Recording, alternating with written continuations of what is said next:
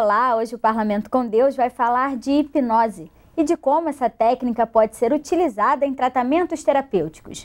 Para debater esse assunto, convidamos a psicóloga Eni Peniche, o empresário Cláudio Ferreira e a deputada Graça Pereira. Sejam todos bem-vindos ao Parlamento com Deus. Bem-vindos. Doutora Eni, a gente vê muitas coisas distorcidas a respeito da hipnose, vê algumas situações que a gente acha até que não são reais, que são simuladas, meio teatrais. O que é, na verdade, a hipnose que é utilizada nessas técnicas terapêuticas, né, em consultórios, uma técnica séria? Você tem razão, Natália. A hipnose realmente ela é confundida porque nós temos a hipnose de palco, né? Aquela hipnose de show, que aí alguém chama alguém da plateia, vai lá na frente e come cebola, pensando que está comendo maçã, tudo isso. Mas a hipnose que a gente usa na psicoterapia é a hipnose clínica, ela é terapêutica. Mas a hipnose em si, ela não é uma psicoterapia. A hipnose é uma ferramenta, ela é um instrumento que um psicoterapeuta tem, né, aquele que é formado, especializado nisso, para usar na medida certa, quando na terapia é necessário esse tipo de intervenção. Não adianta a pessoa chegar lá e dizer, quero fazer hipnose porque eu estou com um problema. Primeiro ela tem que fazer uma avaliação, lógico, a terapia convencional, até ser detectada a necessidade ou não da hipnose. Isso, por exemplo, eu trabalho com a psicoterapia estratégica. O que é isso? A psicoterapia estratégica tem tudo a ver também com a programação neurolinguística, com a hipnose, faz uma análise, um exame total da vida da pessoa, das suas dificuldades, e dentro dessa questão daquilo que se retira, daquilo do perfil, é que a gente vai personalizar um tratamento, as técnicas, inclusive a hipnose, para interferir especialmente em transtornos psicossomáticos. Na verdade, essa hipnose, ela serve para você buscar dentro do teu inconsciente aquilo que você tem lá guardado e você não sabe? Ah, isso mesmo, deputada. É isso mesmo. É uma coisa tremenda. Deus já nos deu todos os recursos que precisamos para cumprir a nossa missão. Para viver. Mas às vezes fica lá guardado. Aí, né? Fica guardadinho, como sementes, elas não foram usadas. O que é uma semente? Semente tem um potencial, né? Uma semente tem potencial de uma floresta. Mas se a semente estiver guardadinha e não for plantada e cuidada, não vai acontecer nada, não é isso? Então o potencial é aquilo que pode ser e que ainda não é. E nós temos muitas sementes dentro de nós que precisam desabrochar. Esse trabalho, o que acontece? Quando a gente coloca a mente consciente, que é o lado racional, que é o falar, que é o que está em contato com o cotidiano, o inconsciente fica lá, porque a própria pessoa não acessa ele. Porque quem faz esse acesso ao seu inconsciente é a própria pessoa. Mas você pode também buscar dentro desse inconsciente a sua capacidade que você não sabe que tem, mas também pode buscar um trauma que te traz problemas sérios durante a sua vida adulta. Por exemplo, a psicoterapia estratégia, ela faz ela tem um enquadramento de que o ser humano é um reservatório de recursos e que também tem traumas. Então, quando a gente começa a usar os recursos, que nesse processo de hipnose, essa pessoa fica com a sua mente inconsciente, a mente consciente, voltada para a sua fisiologia, voltada para si mesmo, o inconsciente começa a trabalhar. E quando a gente traz os recursos, os próprios recursos, na maioria das vezes, faz a cura do trauma. Então, é um processo muito bonito. É como se aquele recurso que o inconsciente traz seja um presente para aquela pessoa. E às vezes a pessoa pode ter um trauma que ela não lembra de infância. Não lembra, exatamente. E isso vai acarretar problemas a vida inteira. Pelo menos não conscientemente, né? Mas ele está lá guardado. Com certeza. 90% ou mais de todos os problemas que um adulto tem foi adquirido na infância. E aí fica lá, o inconsciente arquiva, porque senão a pessoa para, a criança para. Em determinadas situações dispara um gatilho, né? E o Cláudio, para a gente explicar para quem está em casa, o Cláudio é paciente da doutora Eni, é empresário e também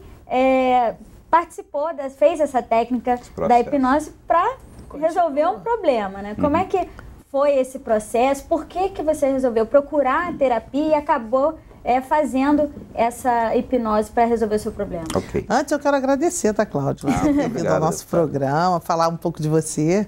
Prazer é meu, fácil. Porque Isso até não é muito fácil, né? Não, mas é um negócio extremamente importante, porque o primeiro contato que eu tive com a doutora Eni foi em 2006, num momento de crise. Ela fazia treinamento numa empresa em que eu trabalhava, e aí essa empresa direcionava alguns profissionais em quem eles viam potencial para ser trabalhado, né? E numa dessas avaliações me foi sugerido uma sessão com a doutora Eni, e naquela sessão eu desmistifiquei um monte de coisa que existia na minha vida. E aí passou o tempo, né? A gente ficou aí alguns anos sem falar, e eu comecei a perceber, depois dessa conversa que nós tivemos, que eu tinha algumas ações recorrentes. Quer dizer, sempre quando chegava em um determinado momento da minha vida, onde o nível de estresse estava muito alto, onde eu já estava me sentindo entrar numa zona de conforto, eu me permitia a decisão de mudar o rumo, de querer escrever uma história diferente. E aí isso sempre me fazia voltar a um momento da minha vida em que eu vivia as mesmas dificuldades. Eu já somatizava aquilo, né? Eu já entrava naquele momento sabendo, olha, eu vou fazer isso, isso e isso, mas pode acontecer isso, isso e isso. E eu me apegava naquilo que era negativo, né? Então, dessa vez, agora no final de 2010, eu voltei a viver um momento desse. Mas aí eu falei para mim mesmo, né, que eu precisava de ajuda, né? É necessário que a gente reconheça isso. E aí me lembrei da minha amiga e liguei para ela, falei, olha, eu estou precisando fazer, eu não sei exatamente o que é, mas você tem essa especialização em coaching, em treinamento de melhora de performance, e eu identifico que eu preciso vencer uma etapa. E foi quando a gente iniciou o trabalho de coaching em outubro, e num primeiro momento ela identificou que existiam algumas coisas que precisavam ser retiradas. O corpo humano é como a gente estava falando aqui numa outra oportunidade, é como um computador, né? Nós temos a parte operacional, que são os aplicativos, e temos a parte da programação. Então, ao longo da nossa vida, operando os aplicativos, a gente vai trazendo alguns vírus para dentro do sistema. Isso vai travando algumas situações, né? Então, se você não tiver um auxílio profissional para resolver aqueles problemas de programação, o aplicativo não vai funcionar. Antivírus. Né? Então tinha que passar primeiro o antivírus para depois reinstalar o programa e aí porque fazer... a capacidade a pessoa tem, né? Só precisa achar o caminho, né? Na verdade, conhecer as técnicas. É a natureza. Desenvolver a habilidade. Exato. Porque a natureza, um outro comparativo que eu sempre uso também, que é a do iceberg. O iceberg mostra um pedacinho do que ele é, mas a grandiosidade dele está no inconsciente, diríamos assim, né? Tá escondida sobre a E quantas vezes a pessoa vai repetindo um padrão a vida inteira, com traumas que ele teve lá na infância, mas ele não consegue não consegue romper. E é muito difícil, às vezes até acho que para a mulher é mais fácil, mas eu acho mais difícil para o homem ele ceder para poder ser tratado, buscar esse auxílio, porque normalmente o homem ele só se permite tratamento das coisas que ele vê. Tô com machucado aqui, então vai ali no médico. Mas as coisas do interior dele, tem gente que acha que fazer terapia é demonstrar uma fraqueza. Uma fraqueza, né? Quando na verdade... Existe um preconceito muito grande, né? Quando você fala de psicanálise, psicologia, psiquiatria, as pessoas, caramba, se a minha família soubesse, meus amigos souberem que eu estou indo a um profissional desse, é porque eu estou maluco. Não, até hoje eu atendo pessoas em sigilo. A família não sabe, especialmente os homens. Quantas vezes uma pessoa é bipolar, precisa de um tratamento psiquiátrico, é só tomar um remedinho. E como eu já conversei com vários médicos, assim, poxa, se tomasse um remedinho a coisa seria tão fácil, tão tranquila, a pessoa passaria a ser feliz. E a pessoa continua ali, diz, não, psiquiatra não, sou doido. E às vezes evolui para um caso muito mais sério, né? No caso da hipnose, doutora Eni, quais são os processos? Como é que evolui? Como é que esse tratamento é feito? É como eu falei, né? A pessoa chega, ela sempre vai ter uma queixa, né? Como o Cláudio disse, reconhecer a sua necessidade. Porque também não adianta, por exemplo, a mulher vai lá e bota o marido, joga ele lá e Quer dizer, não tem como, né, a gente fazer nada. Porque a hipnose, ela precisa ser trabalhada primeiro a relação de confiança. Para que a pessoa se entregue ao profissional, para que se faça esse trabalho. Então é todo um procedimento. No meu caso, eu tenho a minha técnica pessoal, a minha clínica pessoal, que eu desenvolvo já há 17 anos, e eu trabalho com a hipnose há 15 anos, né?